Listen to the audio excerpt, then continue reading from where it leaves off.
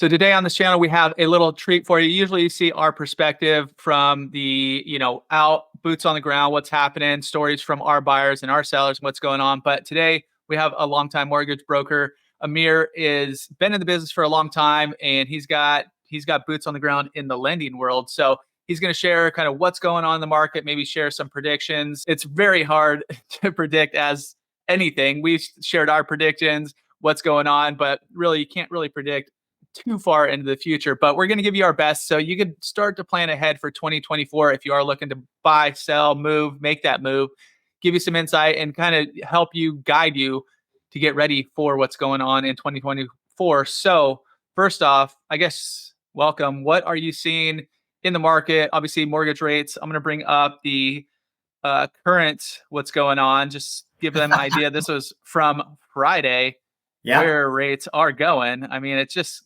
shot up pretty sharply all last week, but definitely as we were going into the weekend. So anyways, this is current rates sitting right below 8%. We're trending there pretty darn quick. So what are you seeing out there? Well, so like the chart that you're pulling up is kind of like a great general chart, right? And I'll kind of explain to you what most of these charts represent. They represent a 30-year fixed mortgage on a loan amount under $726,200 and a 20% down payment purchase, right? And then usually like an 800 credit score. Like they if you have like a higher loan amounts or less of a down payment or softer credit, those numbers can be even smaller, even higher than that, right? And so like when we're looking like at what's happening right now in the market, the general gist of where rates are going is still up. The trajectory is still up. And then like when you're looking at what you saw here last week, right? When you're like, hey, well, like what happened here, right? Like if you, let's say you're not in the business, right? Let's say you have no pulse on financial markets and somebody showed you this, like you maybe scratch your head and go, why did that happen, right? And so let's rewind and kind of talk about where the market was maybe like a year ago, right? And like where we thought things were headed. Like when we were at the end of 2022, everybody knew that rates were going to be going up. The Fed kind of started their rate hike cycle. I think it was like Q1 of 2022, and they started kind of tapping them up. When we went to end of 2022, we all knew that the path was still going to be rising interest rates. And so like one of the things you said earlier is it's kind of tough to predict, right? And where it's going to go. And one of the reasons why it's tough to predict is Fed has been really transparent about the fact that they are going to be making decisions based on economic data, right? So nobody knows what tomorrow's economic data is going to be. And eventually these like heightened interest rates will have the effects that Fed wants and soften things like the biggest word of the day is inflation, right? Everybody knows about that word. But they're also looking at numbers like the employment numbers and the unemployment numbers and like wage growth and these types of things that all perpetuate inflation. They're looking at that too, right? And so when you're looking at last week, all of that economic data was unfavorable in terms of making a base case for the Fed to stop raising rates. In fact, it was all favoring the fact that they should do more, right? And so now as we like get into this market and like kind of go, look, we're on the fringe of hitting the eights like across the board. And then I think back to myself, 7-8 months ago, I was saying it's never going to go to 8. Those words came out of my mouth, right? Maybe even during one of these videos, right? But now I'm kind of scratching my head going, it's probably going to cross 8. We're probably going to go to the mid 8s. I mean, that's a possibility. And I don't know where I would put the ceiling at this point, right? Like I just know that rates are going to continue to go up. And the next shoe to drop is like when the economic data starts to look really favorable, like the Fed probably isn't going to rip back rates. Probably just going to leave them there. And Powell has been making good on his commitments. He said he was going to raise rates. He said he was going to keep them there higher for longer. I believe him. He's going to do it. So that's what I'm seeing.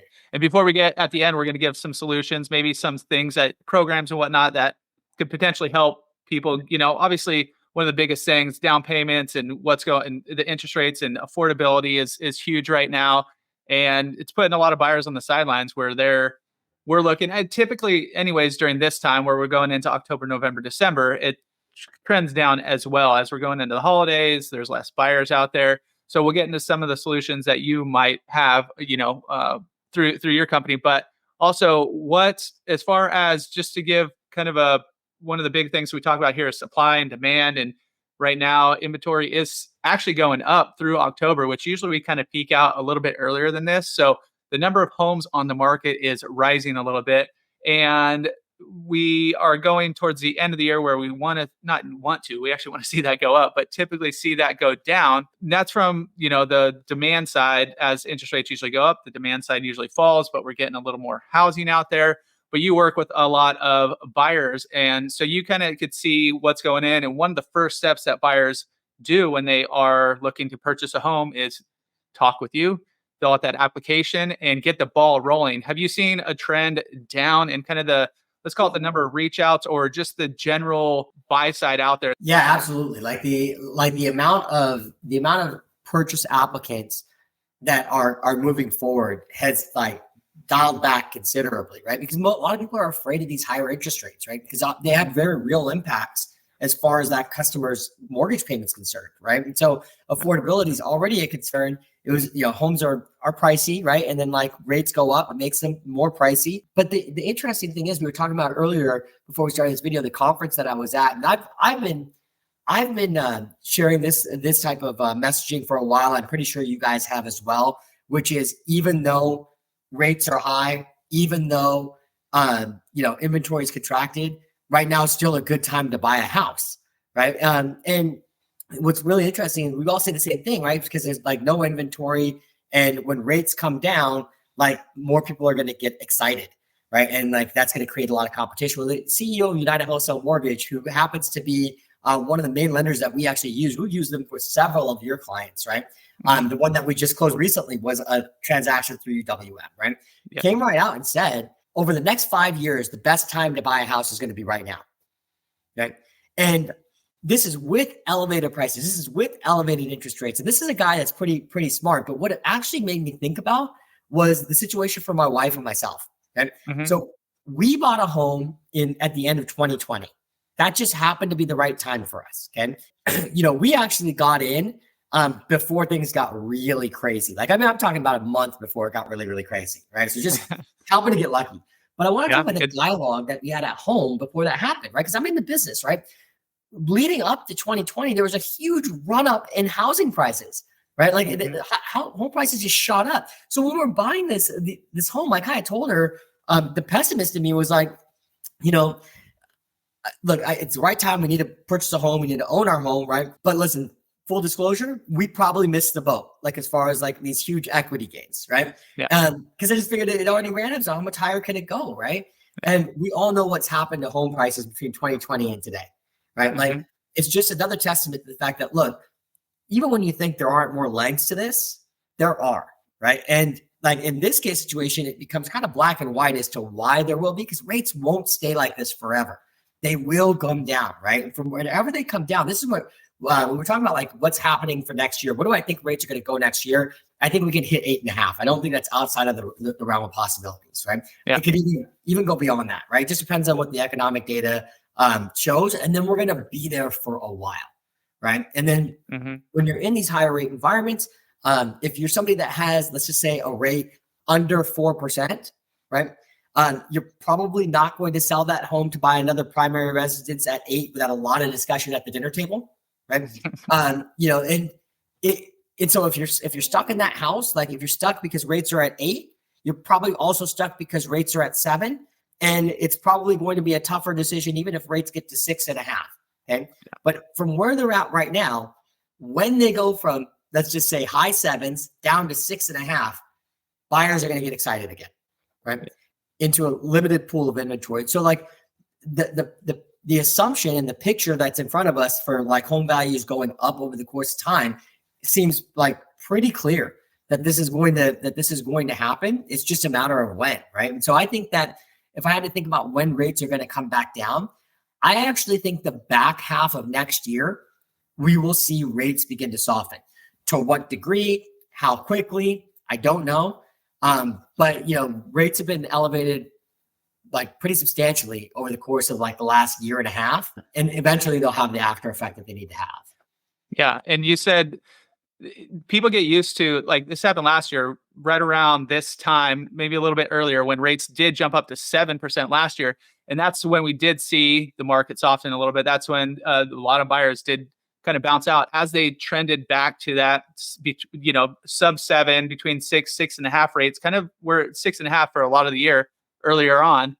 Yeah, the demand did pick back up significantly. People did get excited. Like you said, it happened, this year. Will it happen again next year when they get used to the, 8.5%, and it goes to, 7, 6.5, somewhere in there?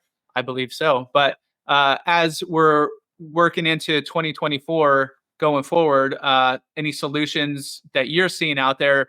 Either, obviously everybody's different. Every credit score is different. You're saying that in the Mortgage News Daily, it's it's a certain criteria that they're showing up there. So what solutions do you have as far as, maybe, are we still seeing rate buy downs? Are we still seeing a lot of seller credits to potentially do that? I know we were working with you, and we were doing, never went through with one, but like 2-1 buy downs, anything like that you're currently, or maybe kind of going forward into 2024, like recommending?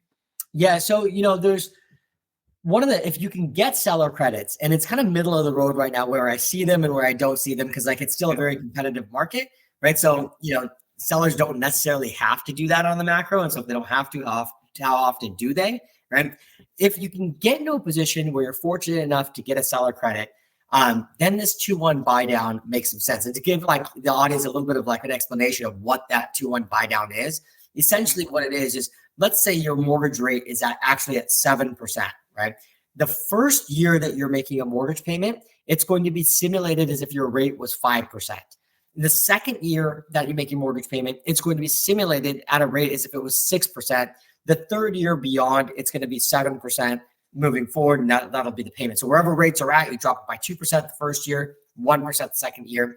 Depending on the price of your home, that could be $18,000 to $20,000 in savings. A little less, a little more, depends on the price, but over the course of like that 2-year time frame. So what you're really hoping is that you can do that, have a really like substantially more affordable housing payment in the short run, and within the next 2 years time frame, have rates come down and be able to refinance into something lower and more permanent for longer. That's a great solution. Like I said, if you can get the seller concessions. But what I'm actually seeing a lot more clients open to and willing to do and wanting to do is just doing a permanent rate buy down, right? And so, like, for example, if your rate is 7.5% on your mortgage package, right? And that's, let's say you're doing that with no points and no fees or anything like that, right? And so your 7.5% is costing you nothing.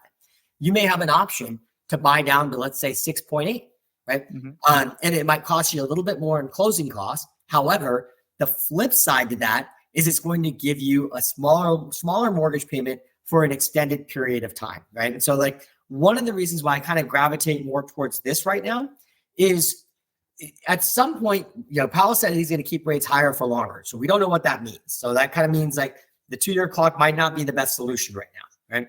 The second reason why I say that is because now you have something substantially lower, right?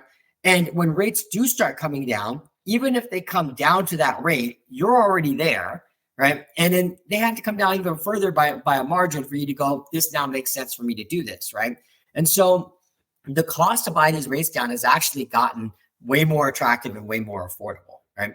And for people that don't know, there's so many mortgage lenders out there. Like when you're talking about mortgage brokers on the wholesale side, right, versus retail lenders, this becomes a very meaningful difference for you, especially if you're trying to buy a house and trying to lower your payment. Because on the broker side of the business, we're not going to charge fees. We don't have a standard origination. We don't have these processing and underwriting fees and all these like junk fees that the private lenders charge in order to pad their bottom line.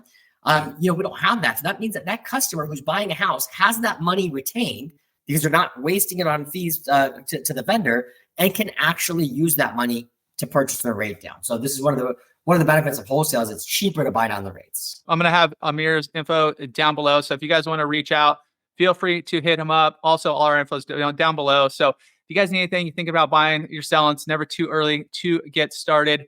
Hit us up. All the info is right below. We got your back when making the move here in San Diego.